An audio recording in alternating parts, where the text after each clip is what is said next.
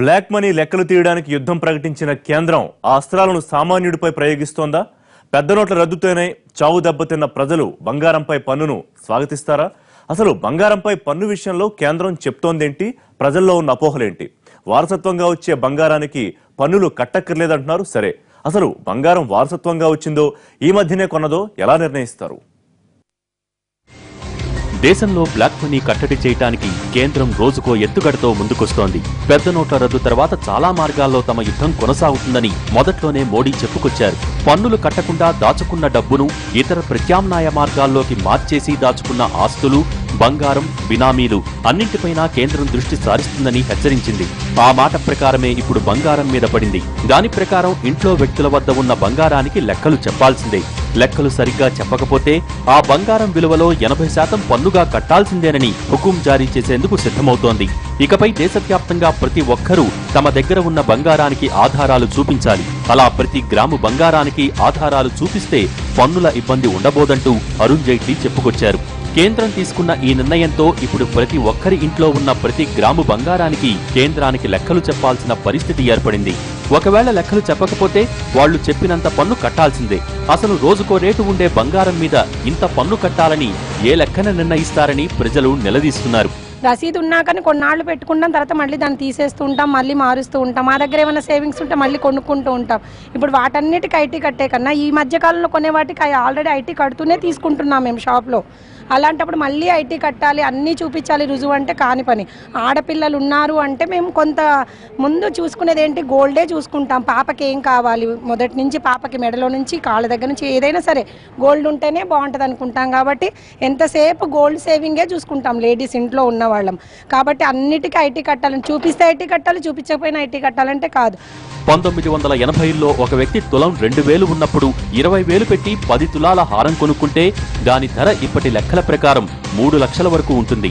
దానికి లెక్క చెప్పలేకపోతే ఆ 3 లక్షల బంగారానికి 2 లక్షల రూపాయల వరకు పన్నులు ముక్కుపిండి వసూలు చేస్తామంటోంది కేంద్రం. ఇదే ప్రజల్లో తీవ్రమైన ఆగ్రహానికి కారణమవుతోంది. ఆ 100 గ్రాముల హారం అమ్మితేనే సదరు వ్యక్తి ఆదాయం వస్తుంది, లేకపోతే అది వాళ్ళింట్లో సాధారణ లోహంతోనే సమానం. అతను దాన్ని అమ్మనప్పుడు దాని విలువ ఎంత ఉన్నా అతనికి అనవసరం. భవిష్యత్తులో తులం బంగారం 4,000కు పెరిగినా అతనికి లాభం ఉండదు, 2,000కు పడిపోయినా నష్టం ఉండదు. అలాంటప్పుడు 20,000 పెట్టి ఎప్పుడో కొనుక్కున్న బంగారానికి ఇప్పుడు లెక్క చెప్పలేదని 2 లక్షలు పన్ను కట్టమనటం సబబేనా అని సామాన్యుడు ప్రశ్నిస్తున్నాడు. సో ఇక్కడ అంటే మీరు 2,000కి 25 ఏళ్ల క్రితం కొన్నదాన్ని ఇప్పుడు 30,000 కింద ట్యాక్స్ వేస్తారా, లేకపోతే 28,000 కింద ట్యాక్స్ వేస్తారా అన్నది అయితే ఇక్కడ ఏంటంటే in the year in which it is found అని ఉంది.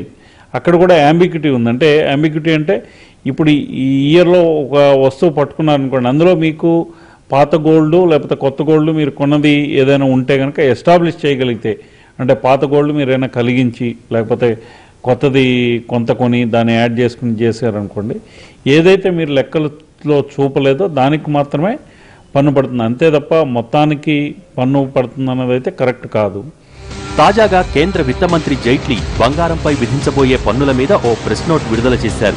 ఆయన చెప్పిన దాని ప్రకారం పన్ను మినహాయింపు సొమ్ముతో కానీ పన్ను చెల్లించిన సొమ్ముతో కానీ కొన్న బంగారానికి కొత్తగా మళ్లీ పన్నులు కట్టక్కర్లేదన్నారు. అంతేకాదు, ఇంట్లో పొదుపు చేసుకున్న డబ్బుతో బంగారం కొన్నా దానికి పన్ను కట్టక్కర్లేదు. వీటితో పాటు వారసత్వంగా వచ్చిన బంగారంపైన పన్ను ఉండదని స్పష్టం చేశారు. ఇంతవరకు సరే, ఇంటికొచ్చిన ఐటీ అధికారి మీ దగ్గర ఉన్న బంగారం వారసత్వంగా వచ్చిందా లేక ఈ మధ్యనే కొన్నదా అన్నది ఎలా నిర్ధారిస్తారు? బంగారానికి ఎక్స్పైరీ డేటే కాదు, మ్యానుఫ్యాక్చరింగ్ డేట్ కూడా ఉండదన్న విషయం జైట్లీ గారికి తెలీదా? మరి ఈ విషయంలో క్లారిటీ ఇవ్వకుండానే ఆదేశాలు ఎలా జారీ చేస్తారని ప్రశ్నిస్తున్నారు నిపుణులు. ఇంట్లో ఉండే బంగారానికి ఎలాంటి ఢోకా లేదండి. అది నిన్న కొన్నది కానివ్వండి, లేకుంటే 30 ఏళ్ళ కొన్నది కానివ్వండి, దానికి ఢోకా లేదని చెప్పి ఎందుకు చెప్తానంటే, నిన్న మొన్న కొన్నదానికేమో అంటే సంవత్సరం లోపల కొన్నదానికి తప్పకుండా మనకు ఆధారం ఉంటుంది. ఆధారం లేకున్నా కూడా కనీసం ఒక స్టేట్మెంట్ లాగానే మనం రాసి పెట్టుకోవచ్చు వివరాలు. పాత బంగారం అయితే ఎప్పుడు ఏ సందర్భంలో ఇచ్చారు అన్నది మనం రాసి పెట్టుకోవచ్చు, దానికేం ఆధారాలు అక్కర్లేదు. తర్వాత 6 ఏళ్ల కిందట జరిగిన సంఘటనలకి లేకుంటే సంపాదించిన సొమ్మికి అడిగే అధికార డిపార్ట్మెంట్కు ఇప్పుడైతే లేదు, ప్రస్తుతం చట్టంలో లేదు. అంటే ఎంతవరకు వస్తుంది? 6 ఇయర్స్ లోపల చూసుకోవాలి. ఇదొక్కటే కాదు, అసలు ఒకరి దగ్గర ఎంతెంత బంగారం ఉండాలో కూడా చెప్పుకొచ్చారు.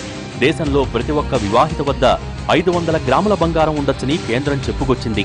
ఇక అవివాహితైతే 250 గ్రాముల వరకు ఉండొచ్చని, పురుషుల వద్ద మాత్రం 100 గ్రాములే బంగారం ఉండాలని చెప్పుకొచ్చింది. అయితే ఇది ఇంట్లో ప్రతి ఒక్కరికి వర్తిస్తుందా, ఒకే ఇంటిలో ఎవరి బంగారం వారికి ఉంటే ఇది అందరి లెక్కలోకి వస్తుందా రాదా అన్న విషయంలో మాత్రం క్లారిటీ ఇవ్వలేదు. ఉదాహరణకు భర్త, భార్య, అత్త, మామ, 2 ఆడపిల్లలు ఇలా 6 ఉన్న ఇంట్లో జైట్లీ గారి లెక్క ప్రకారం 2 వివాహిత మహిళల దగ్గర చెరో 500 గ్రాముల చొప్పున 1000 గ్రాములు, 2 ఆడపిల్లలకు చెరో 250 గ్రాముల చొప్పున మరో 500 గ్రాములు, 2 మగవాళ్ల దగ్గర చెరో 100 గ్రాముల చొప్పున మరో 200 గ్రాముల బంగారం ఉంటే ఆ ఇంట్లో మొత్తం ఉన్న బంగారం 1700 గ్రాములవుతుంది.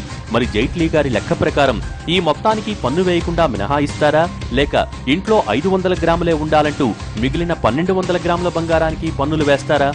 తాతల దగ్గర ఎంత ఉండాలి, లేకుంటే 30 ఏళ్ల కిందట ఎంత ఉండాలి అనే దానికి సీలింగ్ లిమిట్ అయితే లేదు. మనకు దాన్ని కొనగలిగిన సంపాదన సత్తా మన దగ్గర ఉండాలి లేదా, దాని విలువని మనం వ్యాపారం చేత కానివ్వండి, మన ఉద్యోగంతో వచ్చే జీతం చేత కానివ్వండి ఎక్స్ప్లెయిన్ చేసుకోగలుగుతున్నామా లేదా. తర్వాత దీనిలో ఎవరి సంపాదన వాళ్ళదే. తాతగారి గోల్డ్ని, లేకుంటే భార్య గోల్డ్ని, లేకుంటే మన అవ్వగారి గోల్డ్ని, లేకుంటే హస్బెండ్ గోల్డ్ని కలిపేదానికి లేదు. ఇన్కమ్ ట్యాక్స్ రిటర్న్ అన్నది ఒకే ఇంట్లో భార్య సపరేట్గా ఫైల్ చేస్తుంది, భర్త సపరేట్గా ఫైల్ చేస్తాడు, నాన్నగారు తాతగారు సపరేట్గా ఫైల్ చేస్తారు. అది జాయింట్ ఫ్యామిలీ అయితే తప్పితే. కాబట్టి జాయింట్ ఫ్యామిలీ అయినా కూడా ఒకే రిటర్నే ఉంటుంది. కాబట్టి అందరి గోల్డ్ను కలిపే ప్రసక్తే లేదు, దానిపైన ట్యాక్స్ వేసే ప్రసక్తి లేదు.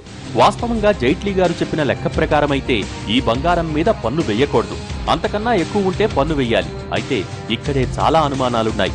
ఇప్పుడు సడన్ గా ఇంట్లో పెద్దవాళ్లు చనిపోతే వాళ్ల బంగారాన్ని వారసత్వంగా చూపిస్తారా, లేక దానికి పన్నేస్తారా?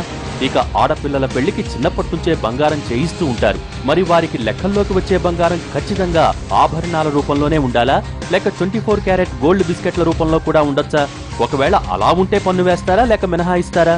ఒకవేళ అదే ఇంట్లో అత్తకు వారసత్వంగా బంగారం వచ్చి ఉంటే ఇంట్లో ఆడపిల్లలకు శుభకార్యాలు చేసినప్పుడు చాలా మంది బంగారాన్నే కానుకగా ఇస్తారు. ఒకవేళ అలా కానుకగా వచ్చిన బంగారానికి కూడా పన్నులు వేస్తారా, వెయ్యరా? ఇలా కేంద్రం ప్రకటించే గోల్డ్ స్కీమ్ మీద చాలా అనుమానాలున్నాయి. అది ఇట్ ఈస్ నాట్ లైక్ ఆభరణము అట్లా కాకుండా ఇట్స్ ఎ సెక్యూరిటీ ఫీచర్. ఇప్పుడు మనకి బేసిక్ ఫెసిలిటీస్ లేకుండా, అంటే మనకి ప్రాపర్ హెల్త్ కేర్ ఫెసిలిటీస్ లేకుండా ఇప్పుడు ఎవరికైనా ఇబ్బంది వస్తే ఫస్ట్ గోల్డ్ తాకట్టు పెట్టే హాస్పిటల్ అడ్మిట్ చేస్తారు. లేకపోతే పిల్లలకి ఎడ్యుకేషన్ కట్టాలన్నా గోల్డే తాకట్టు పెడతారు. లేకపోతే ఏమైనా ల్యాండ్ కొనుక్కోవాలన్నా అడ్వాన్స్ కింద ఫస్ట్ గోల్డే పెడతారు ఏమైనా మంచి చేయాలి అంటే. సో అలాంటి మేజర్ దాని మీద క్లారిఫికేషన్ అడుగుతున్నప్పుడు ప్రజల్ని భయభ్రాంతులకి గురి చేయకుండా దానికి నీట్గా క్లారిఫికేషన్ ఇచ్చి ఏం భయపడవసరం లేదు అని గవర్నమెంట్ చెప్తే బాగుండేది. అలా ఈ అనుమానాలు నివృత్తి చేయకుండా మూలిగే నక్క మీద తాటికాయ పడ్డట్టు ఎలాంటి క్లారిటీ లేకుండా బంగారం మీద విధించబోయే పన్నుల గురించి జైట్లీ చేసిన ప్రకటన ప్రజల్లో అనుమానాలతో పాటు ఆందోళనలు కలిగిస్తోంది. అసలు బ్లాక్ మనీ హోల్డర్ల పేర్లు తెలిసినా కేంద్రం మాత్రం సామాన్యులపైనే ఎందుకు భారం మోపుతోందా అని సగటు భారతీయుడు ప్రశ్నిస్తున్నాడు. ప్రభుత్వం పౌరుల ఆస్తి హక్కునే ప్రశ్నించబోతోందా? చిన్న బ్రేక్.